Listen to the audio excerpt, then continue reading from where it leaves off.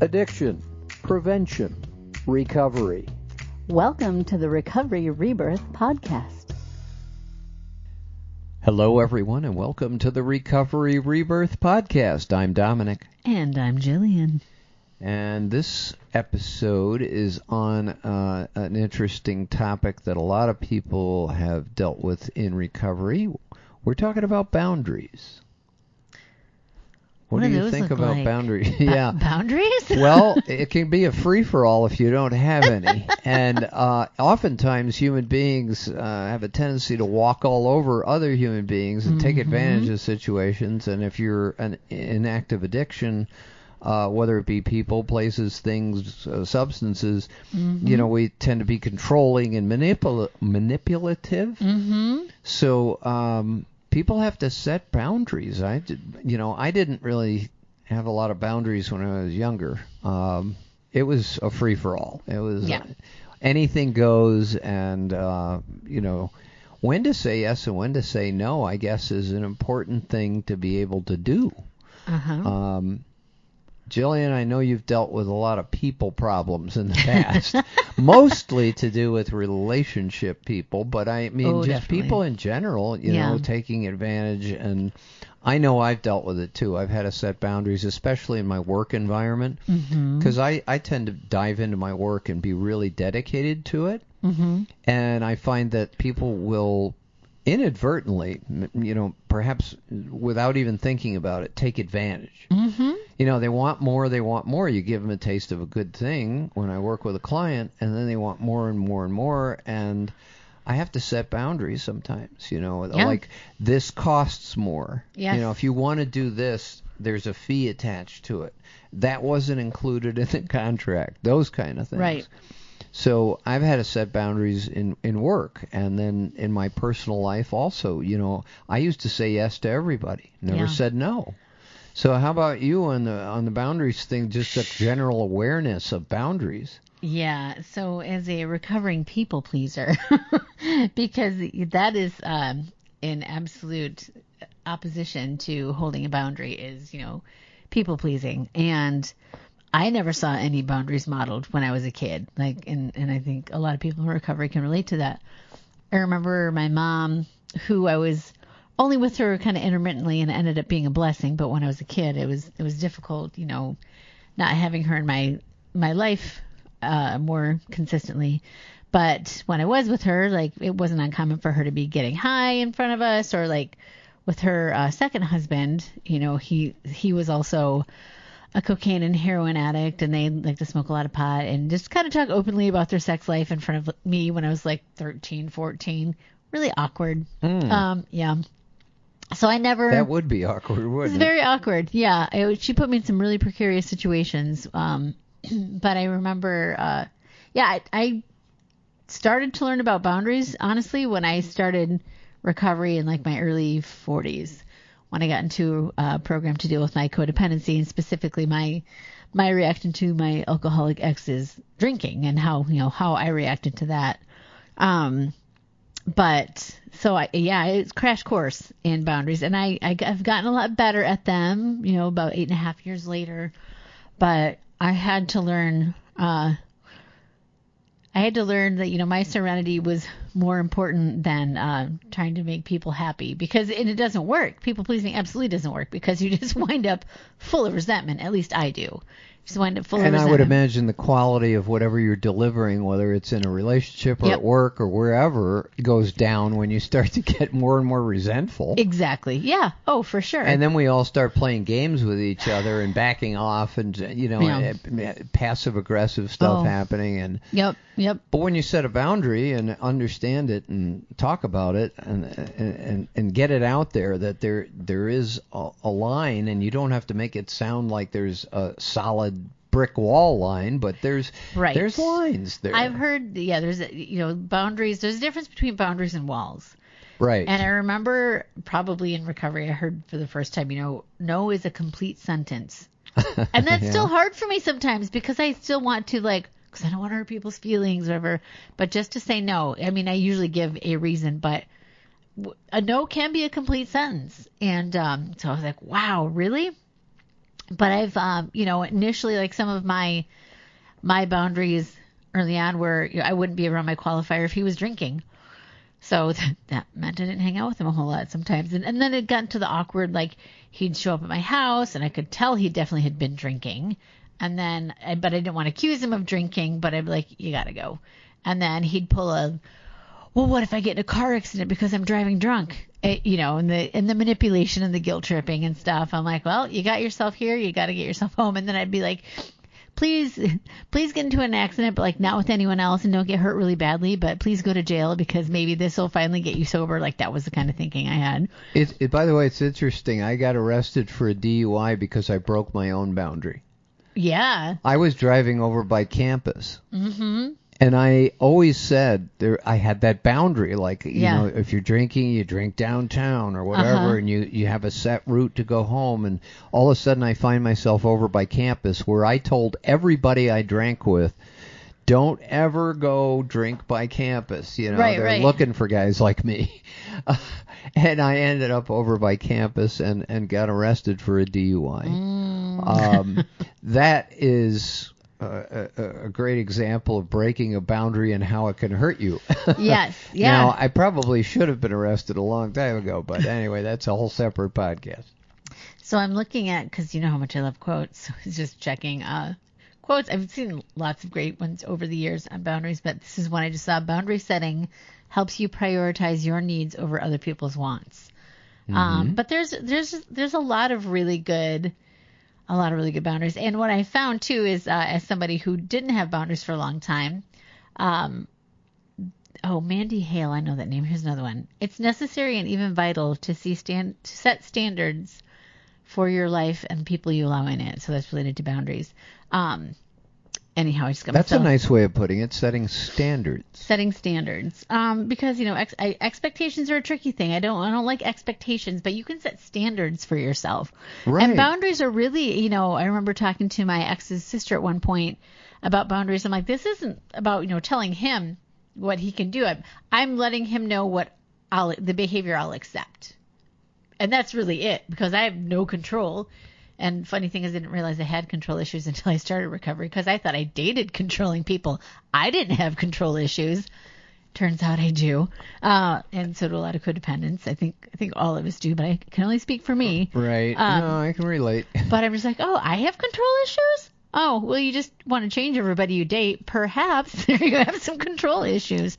But just getting to that place where I'm like, okay, I can't control what anybody else does, but I can set a boundary or a standard for what I'm willing to accept.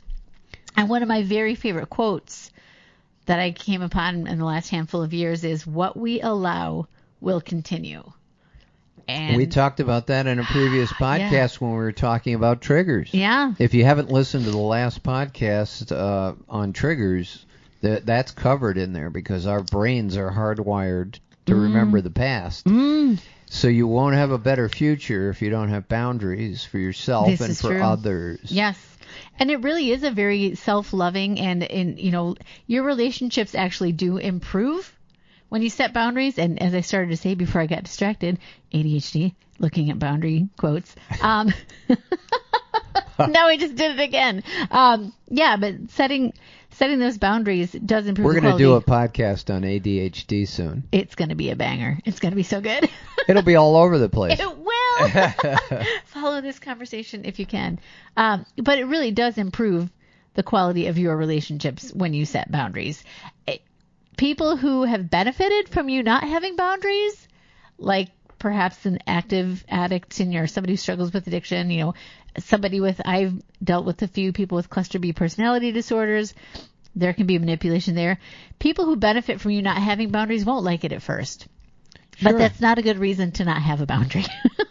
Well, if you weren't supposed to be in the relationship in the first place, it'll end. Mm-hmm. I mean, I've seen people, like one partner gets sober, and the other one doesn't like it because it's like, I liked you better when you were drunk. Right. because maybe that's the only person you know, and this person's sobered up and it becomes real, and it's like, oh, you're a different person. Well, back to the person that was the original person shouldn't have been in the relationship in the first place. Right. But you hit on a couple of key things, and you said it more than once, and I want to reiterate it for our listeners. Yeah. That setting boundaries is a form of self-care, and you alluded to that a couple of times. Taking care of your own needs before you assist everybody else with the world. And this here's a great analogy. When you're on an airplane, they tell you when the oxygen mask drops down, put yours on first before you help kids or neighbors or whatever. And that is all about boundaries. Yeah.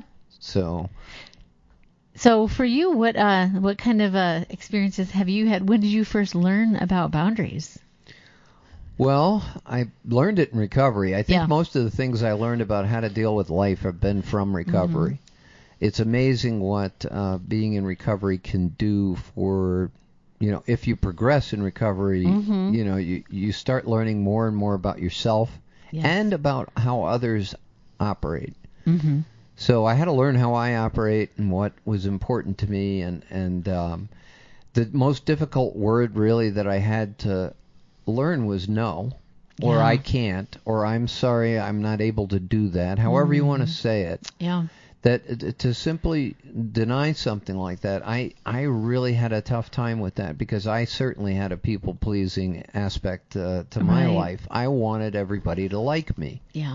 And I realize now that, you know what, no matter what I do, not everybody's going to like me. I mean, look at how the country is, 50% divided one way versus the other on multiple topics.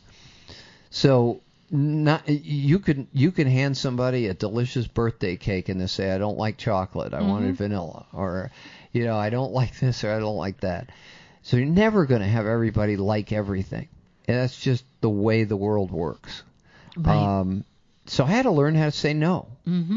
Not everybody's going to like me, and the people that do like me, they appreciate it when I say no. I'm sorry I can't do that. I'm busy. My schedule's not going to work for that. Because you're being honest. So many times when I was younger, I just wanted to say yes to everything, and found myself, over-promising and under-delivering sometimes. Right. So, you don't want to over-promise and under-deliver. That's what happens when your plate gets too full, and all of a sudden you've got like a sliver of the pie to go around for everybody and everything, and you're worn out, and nobody gets your best. Yep. So I have to do it for myself too. Now this is something I want to hear from you. I'm going to talk about self-boundaries. So you're alone. Has nothing to do with other people.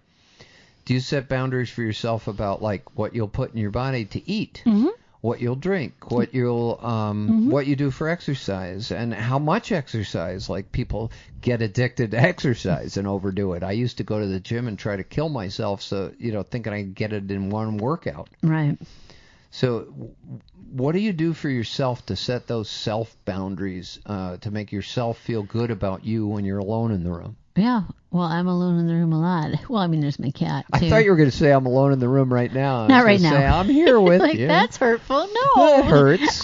Not now. I'm in great company now. But I'm often alone as a single person. And I've learned to, side note, enjoy solitude in recovery. But I do set those boundaries for myself. Like, you mentioned diet. And that is one thing I try to watch, like my sugar intake. I don't eat a lot of it because I want to be healthy. I don't deny myself completely, but and I don't go too overboard with my workout. Although I did when I was first released from surgery. I went a little too hard at the gym and woke up at 2 a.m. with sore muscles and had to take acetaminophen. But generally, I'm a moderation kind of person. One boundary that I haven't set that you know about this while we were talking before we started recording. There's a person I need to set a boundary with, and really includes like just blocking contact with them. So I'm just what would that be all about? Is that a different podcast? It could be episode? A qualifier for that I should who decided to pop up 2 years later that I should really not be. And there's probably some people pleasing coming into play, if I'm honest. Like my motives for that, I'm trying to, anyhow. Try to figure out why we're pleasing people. I'm sorry to interrupt, but that's a good one. Why do we try to please people that shouldn't even be in our lives in the first place? What do you get? What do you gain from that? And people do that all the time. Literally nothing. I mean, it is. I have made progress, but I still get tripped up sometimes.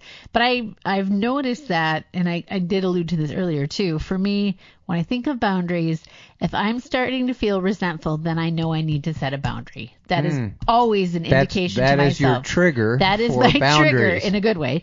For boundaries. So with this person who popped back up, I'm like, feeling kind of irritated because he's still this one-sided person who just checks in to tell me about him, doesn't really ask me about me, but wants to be my friends. I'm doing air quotes, listeners, because it wasn't a good friendship. It really wasn't. It was him, getting a lot of free therapy from me and support, and he just couldn't reciprocate. For whatever, he's not a bad person. He's just not a good fit for me as a friend. He's not a healthy person. He doesn't enhance my life. So I don't need to give those people my time or energy, even if it's just a little bit of it. That's better utilized for either, other relationships or for myself. So that I would encourage listeners to pay attention to that. When you're feeling resentful, reflect on what's going on. Are you saying yes too much? Are you afraid to say no? Are you overextended? You, by the way, hit on one of the 5 areas of boundaries, which is emotional. Yeah. Emotional boundaries. Okay. What do you allow to hurt you or make you feel resentful, or right. if you feel bad about yourself or whatever? That's one of the 5. What are the others? Well, you've got material boundaries. Okay. And that one seems to be obvious. Like if you had a house next to my house, we got to know where the lot line is. Oh, okay, like a fence. There doesn't even have to be a fence there, but let's just say we have pieces of property that butt up against each other. What part is my responsibility and what part is yours? So you got material boundaries. I'm not mowing that 2 inches of the lawn. That's yours. So, like I have material boundaries with my money now. Okay. I didn't have any boundaries with money before. Right. I didn't have a budget. Now I have a budget. So I've got material boundaries. And maybe we should do a podcast episode on finances in recovery. I think that's a fantastic idea. If listeners are interested, comment. When we post this, there's the ability to comment. Let us know if you're interested in hearing about finances in recovery. I know it's a topic that affects a lot of people, especially in the first couple of years of recovery, because not only are we recovering physically, mentally, spiritually, but there's all kinds of financial problems usually. And then there's time and energy boundaries. Yeah. What kind of time do you have? What kind of energy do you have? Are you able to accomplish what you need to accomplish? Today in particular, Jillian and I both worked long days. And we're still recording this for you because we committed to it. And we set a boundary that we're going to do something, so we're doing it. Yes, we did. But time and energy, like, if we can't give it our all. Yeah. Physical boundaries. I'm not a kid anymore. I know when I need to ask for help with something.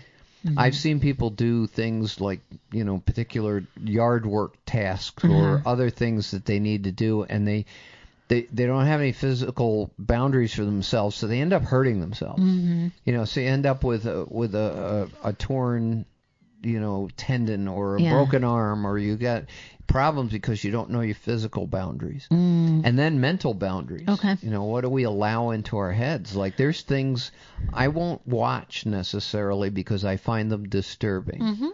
I'll click on a movie and I could be 10 minutes into it and I'm like, you know what? I just don't want to watch this. Like you talked about before. With triggers. When you mentioned watching sexual assault. Yes. And just refuse to watch that because you've set a mental boundary for yourself. So we've got all of these. It's not just a boundary in a relationship. So I think my biggest struggles would be the emotional and then the time energy, because I've attracted some energy vampires into my life, and I have enabled their vampires. Energy vampires. You come up with the best prose. I borrowed that from somewhere I heard years ago, so that's not a Jillian original, but they exist, and I've dated multiple. But sometimes I think it's easier sometimes to set boundaries with people we don't know well. It's the closer relationships where it's challenging, right? Mm-hmm. At least for me. And we're getting ready to record, I was kind of reflecting on ways that I set boundaries, and I mentioned, with my qualifier, not being around when you drank.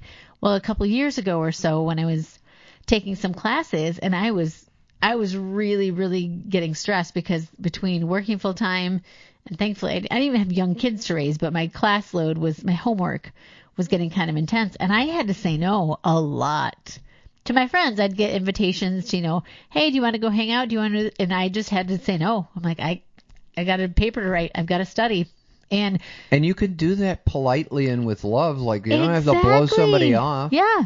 And so I have learned through recovery, like, it's okay to say no. And people who love you and are not trying to manipulate you will understand. Right. And as you were talking earlier about, when we were talking about people pleasing and the need to be liked, I wrote down being respected is better than being liked.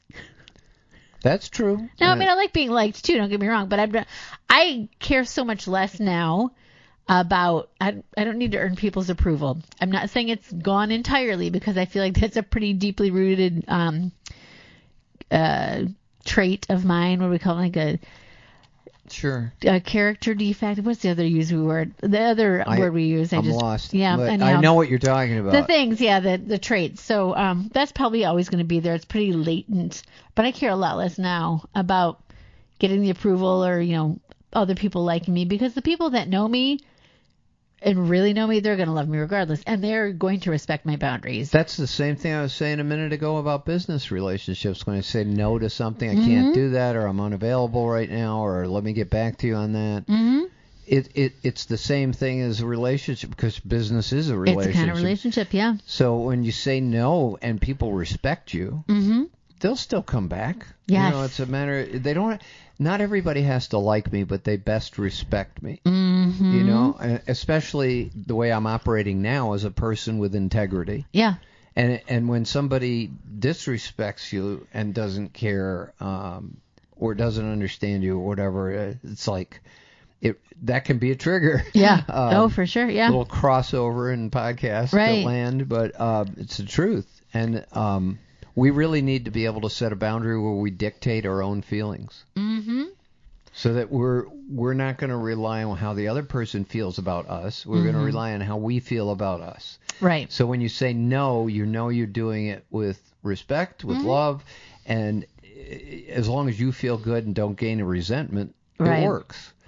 And you used a word just a minute ago too that's a really, really important word to me, integrity. And I really think that boundaries are central to living with integrity. I really, really do. Yeah.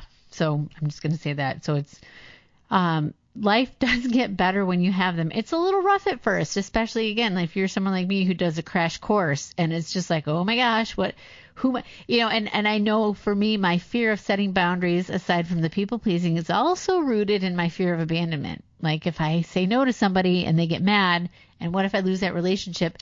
I mean, it probably is one that I needed to lose. It was probably a necessary loss, but my scared inner child part of me doesn't necessarily see that. It's just like, oh no, they're going to go away.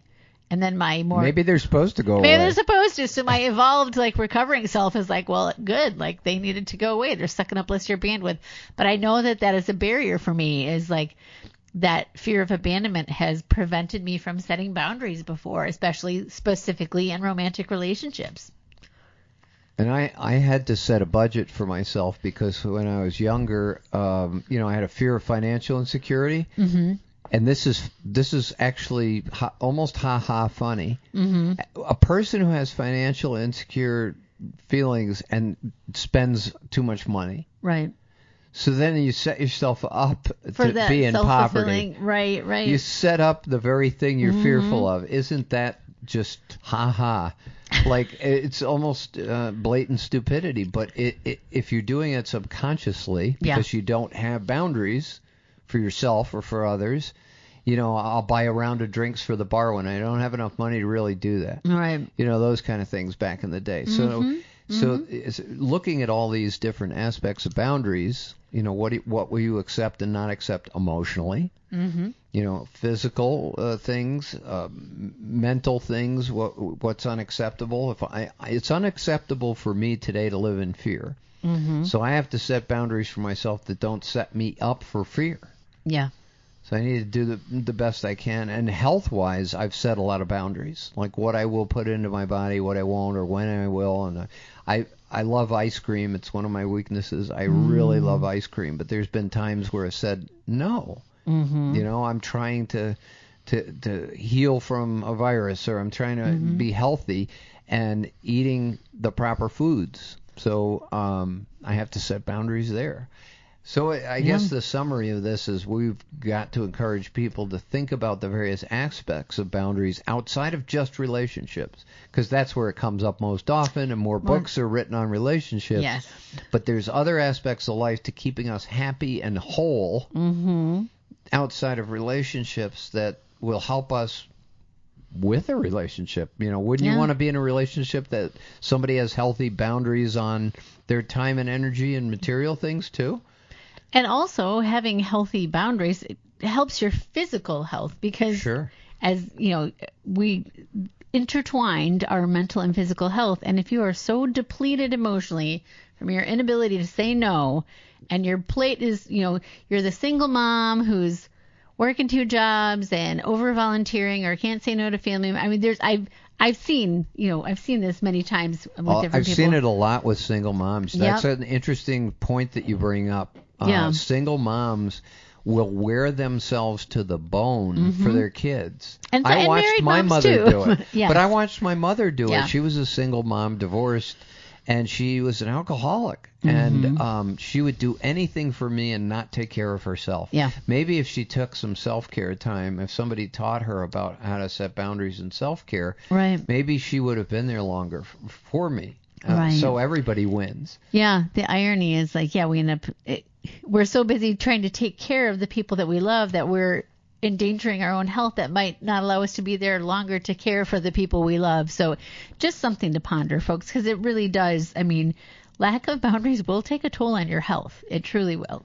You're putting oxygen masks on everybody else while you're unable to breathe. Exactly.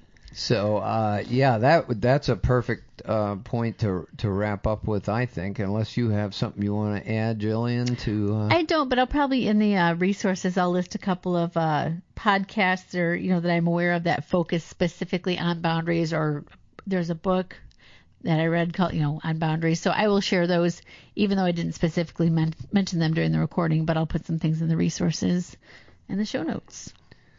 So, final thoughts would be, if you haven't thought about boundaries, especially if you haven't thought of them in all the different aspects, I think let me see where I found that quote about 5 different kinds of boundaries. It was a website called Well and Good. Oh, I've heard of that. Yeah. Well and Good, and it talks about different types of boundaries. And I didn't realize that I was doing it, but I was setting boundaries in different aspects of my life without becoming aware of it. One of the things we try to do with this podcast is create awareness. We don't expect Jillian and I are going to solve the world's problems. We're not going to fix you. But we're going to make you think about these things because you're listening to us and you like listening to us, so that you can go do more research and dig in and figure out what works for you. That's one thing. I mean, we're not trying to fix you. I'm recovering from that. I got enough trouble trying to fix me, let alone you, right? Exactly. So. But I would, having good boundaries is also tied to having more serenity, listeners. I can tell you, somebody who's been working on it, that my life is a lot more peaceful now that I have boundaries. And I would love to see, or, I won't see it, but I would love for all of you to have some more peace in your lives too. So check into the resources. I'm glad that you joined us. Dominic, thank you. Thank you for being my co-host, co-podcaster. I love all the topics. Financial boundaries look for a future podcast on that, hopefully. And don't forget to like us on social media. Yeah, please. We're on what? Facebook? We're on Google Podcasts. We're on Spotify. We're on everything. Apple Podcasts. We're on Apple Podcasts. Facebook. Stitcher. Instagram. Yeah, all the fun stuff that you guys are tapping your thumbs to right now, just looking around for stuff. Please take a second to share the podcast and say you listen to us so that we can spread the word. And please share suggestions. And we would like suggestions for future topics. If there's something that you want to hear about, give us a shout, man. We're easy to reach. Yes. Thanks for listening. Thank you, Jillian. Have a great one. Thanks, listeners.